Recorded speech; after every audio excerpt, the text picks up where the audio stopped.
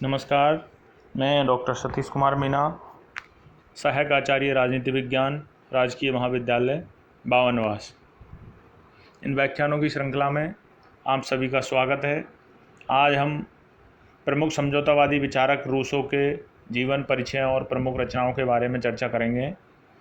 सामाजिक अनुबंध के विचारकों के रूप में रूसो का स्थान महत्वपूर्ण है। वह एक दार्शनिक क्रांतिकारी विचारों का प्रेरणा, शिक्षा शास्त्री, आदर्शवादी, मानवतावादी, युग निर्माता तथा साहित्यकार था। उसने परंपरागत प्राचीन शासन के संपूर्ण ढांचे को तोड़कर नवीन लोकतांत्रिक व्यवस्था का मार्ग प्रशस्त किया था। रूसो हमेशा यही कहता था कि मनुष्य स्वतंत्र पैदा होता है और सर्वत्र वह जंजीरों में जकड़ा जाता है। यह वाक्य उनका फेमस वाक्य था और इसी वाक्य के आधार पर उन्होंने अपने राजनीतिक विचार प्रस्तुत किए। उसके सामान्य इच्छा के सिद्धांत तथा साम्यवादी समाज के सिद्धांत को भी काफ़ी महत्वपूर्ण माना गया है। रूसो को राजदर्शन का पिता भी कहा जाता है। वह मानव की नैतिकता का समर्थक था। ऐसे महान राजनीतिक विचारक के जीवन के बारे में कुछ सामान्य बिंदुओं पर चर्चा करते हैं, फिर उनकी रचनाओं के बारे में चर्चा करेंगे। रूसो का जन्म 1712 ईस्वी में जिनेवा नगर के एक गढ़ी साज के यहाँ हुआ था। जन्म के समय ही उनका माता का देहावसान हो गया और उनकी लालन पालन की जिम्मेदारी उनकी चाचा चाची पर थी। चाचा चाची भी कोई विशेष मोह नहीं था, पक्षपात दृष्टि से उनका लालन पालन किया और उनकी कोई विशेष शिक्षा नहीं दिला पाए, क्योंकि उनके चाचा चाची भी उनसे स्नेह नहीं करते थे। पिता का स्नेह भी उनको नहीं मिला और वह 14 वर्ष की अवस्था तक गलत संगति में इधर उधर फिरता रहा और उनके पार्श्विक व्यवहार सहने के साथ ही चोरी करने और झूठ बोलने की कला का भी रूसो ने सीख लिया था। 14 वर्ष की आयु में वहाँ से भागकर कुछ वर्ष रूसो फ्रांस में आवारागर्दी में घूमा। आवारागर्दी से मतलब यहाँ तात्पर्य है कि ना उसको अतीत का कोई पछतावा था और ना ही भविष्य की चिंता थी। इसी दौरान उनके कई महिलाओं से अनैतिक संबंध रहे। मजदूरों की गंदी बस्ती में रहकर उन्होंने प्रताड़ित होने और वाले हर जीवन के हर पहलू को बारीकी से समझा। यद्यपि इन जीवन के घटनाक्रमों के आधार पर समझ सकते हैं कि उन्होंने कोई नियमित शिक्षा ग्रहण नहीं की थी, लेकिन उनमें जन्मजात प्रतिभा थी और 1749 में एक ऐसी घटना घटित हुई जिन्होंने उसकी ज़िंदगी को ही बदल दिया। 1749 में एक निबंध प्रतियोगिता हुई जिसमें उन्होंने भाग लिया। इस निबंध प्रतियोगिता का विषय था विज्ञान तथा कला की प्रगति में ने नैतिकता को भ्रष्ट करने में सहयोग किया है अथवा उसके विशुद्धिकरण में। श्रेष्ठ निबंध लिखने वाले को पुरस्कार की घोषणा की गई और रूसो ने अपने मन में यह विचार उठा लिया कि जो उनके मन में था उसकी पुष्टि की जा सकती है इस निबंध के माध्यम से कि विज्ञान और कला की प्रवृत्ति ने नैतिकता का ह्रास की ओर रही है। जिनेवा में उसे दुराचार सहन करना पड़ा। इटली और पेरिस में भी मिथ्याचार, दम्भ और कृत्रिमता उसने देखी।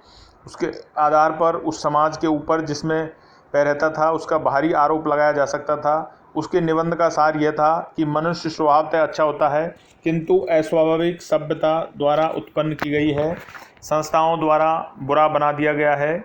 और इस निबंध प्रतियोगिता में उसने मौलिक अधिकारों और सनखिनेज विचारों के कारण उसे प्रतियोगिता का प्रथम पुरस्कार मिला था। उस निबंध में उसने यह लिखा था कि विज्ञान और कला की तथाकथित प्रगति से ही सभ्यता का नाश और चरित्र का पतन हुआ है। यदि सरल और सुखी सद्गुणी जीवन बिताना है तो प्राकृतिक जीवन अपनाना चाहिए। इस निबंध में उसे यह भी लिखा कि हमें फिर से अज्ञान, निर्धनता, भोलापन दे दो, क्योंकि वे ही हमें सुखी बना सकते हैं। समाज में सम्मानित होने पर उसने भद्र समाज से अपने संबंध विच्छेद कर लिए। वह एक दरिद्र अप्रशिक्षित धोबन के साथ रहने लगा, जहाँ पर वह संगीत के साथ कठिनाई से रोटी रोजी कमा पाता था। इसी प्रकार 1954 में उसने उसी अकेडमी द्वारा पेश किए गए पुरस्कार के लिए निबंध लेखन प्रतिस्पर्धा में भाग लिया।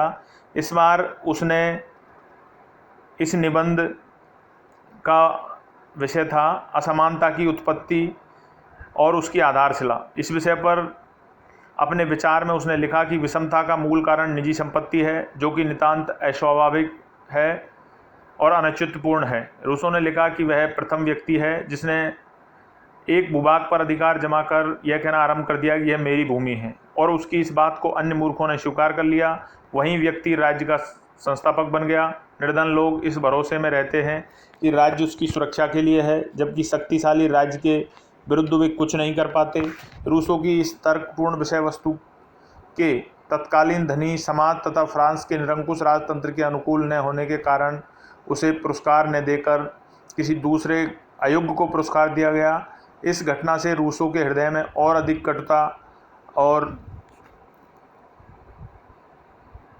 कटुता व्याप्त हो गई और 1762 में उसने पेरिस छोड़ दिया। जेनेवा जाकर कैथोलिक प्रोटेस्टेंट बन गया और वहाँ की नागरिकता भी ग्रहण कर ली। कुछ समय बाद वह पेरिस के मॉन्टमेरिन्सी में चला गया। वहाँ पर प्रकृति की गोद में रहते हुए अनेक रचनाएं लिखी। उनमें से कुछ प्रमुख रचनाएं हैं project for the education of M de Sainte Marie 1750, discourse all the sciences and arts, the origin of inequality among the man, the new Heloise 1761, the social contract उनकी सबसे महत्वपूर्ण रचना है। इसी रचना में उन्होंने अपने राजनीतिक विचारों को प्रकट किया है। द कन्वेंशन इनकी आत्मकथा मानी जाती है। द कॉन्केशन 1766 में लिखी, यह इनकी रूसो की आत्मकथा मानी जाती है। इमाइमल 1762 यह शिक्षा से संबंधित ग्रंथ है और इन्होंने इसमें शिक्षा संबंधी विचार प्रकट किए हैं। इनकी रूसो की क्रांतिकारी रचनाओं ने फ्रांस में एक क्रांति सी ला दी। शासक और पादरीगण ने क्रुद्ध होकर उनकी गिरफ्तारी के आदेश निकाले। पेरिस छोड़कर 16 वर्ष तक इधर उधर खानाबदोश का जीवन जीते हुए अपनी प्राण रक्षा के लिए वह जर्मनी इंग्लैंड भी भागा। यद्यपि उसे इस समय के दौरान बर्क और ह्यूम जैसे साथियों का सहयोग मिला, तथापि वह उन पर विश्वास नहीं करता था, भरोसा नहीं करना चाहता था। उनके बुरे अनुभवों के कारण वह किसी व्यक्ति पर विश्वास नहीं कर पाया और रूसो ने अपने दार्शनिक विचारों में प्रकृति को सर्वोपरि माना। प्राकृतिक जीवन को श्रेष्ठ मानते हुए उसने प्रकृति की ओर लौटो का नारा दिया। उसने कहा कि सामाजिक संस्थाएं बुराइयों की जड़ है। प्रकृति की प्रत्येक वस्तु अच्छी होती है, वह मनुष्य के हाथों में पड़कर बुरी हो जाती है। रूसो कहता है कि किसी भी प्रकार के बंधनों का विरोध करना चाहिए। वह नियम, सिद्धांत और आदर्श को भी नहीं मानता था। वह कहता था कि जो कुछ किया जा रहा है उसके विपरीत करो। उनका प्रमुख कथन है कि मनुष्य स्वतंत्र रूप से जन्म लेता है पर प्रत्येक स्थान पर परतंत्र है। उसके सभी सुख प्रकृति में निहित है। प्रकृति से दूरी ही उसके कष्ट का कारण है। सभ्यता, विकास, संस्कृति ने मनुष्य को बांध लिया है। वह राज्य व समाज को अत्याचार का घर मानता है। नगर मानव जाति की कब्रें हैं। उसने अत्यधिक ज्ञान को अच्छा नहीं माना। रूसो ने सच्ची शिक्षा उसे माना जो बालक की अंतर्निहित शक्तियों को अभिव्यक्ति दे। वह बाल केंद्रित शिक्षा को महत्व देता था। प्लेटो की तरह उसने व्यक्ति से अधिक राज्य को महत्व नहीं दिया। शिक्षा में जनतांत्रिक भावना को जगह दिया। उसने एमिल को एक आदर्श बालक और सोफी को एक आदर्श बालिका मानकर रुचि और योग्यता के अनुसार अलग अलग पाठ योजना तैयार की। रूसो ने पाठ्यक्रम में प्रकृति, मनुष्य, वस्तु से संबंधित विषयों में प्रकृति विज्ञान, इतिहास, भूगोल, अर्थशास्त्र, राजनीति, समाज, साहित्य, भाषा, सिलाई बुनाई, दस्तकारी, संगीत, खेल, चित्रकारी, नैतिक शिक्षा आदि को स्थान दिया। स्वयं करके सीखना, खोज तथा निरीक्षण, स्वाध्याय विधि, शिक्षण विधि को प्रचलित किया। शिक्षा का केंद्र बालक को मानकर विद्यालय की प्राकृतिक वातावरण निर्मित करने को कहा। वह दंडात्मक अनुशासन की जगह मुक्त्यात्मक अनुशासन का समर्थन करता था, जिसका अनुपालन आज भी किया जाता है। निषेधात्मक शिक्षा में उसने पुस्तकीय शिक्षा, धार्मिक शिक्षा, निश्चित पाठ्यक्रम की सैद्धांतिक और परंपरावादी शिक्षा का विरोध किया। सामाजिक समझौते के सिद्धांत द्वारा उसने लोकतंत्रीय समाज की स्थापना के महत्व को बताया, जिसकी संप्रभुता समाज में ही निहित है। रूसो ने सामान्य इच्छा को यथार्थ इच्छा व आदर्श इच्छा में व्यक्त किया। वस्तुतः वह दोनों एक ही है। विशेष अर्थों में यथार्थ इच्छा मानव इच्छा का वह भाग है जिसमें व्यक्ति के स्वार्थ की प्रबलता होती है।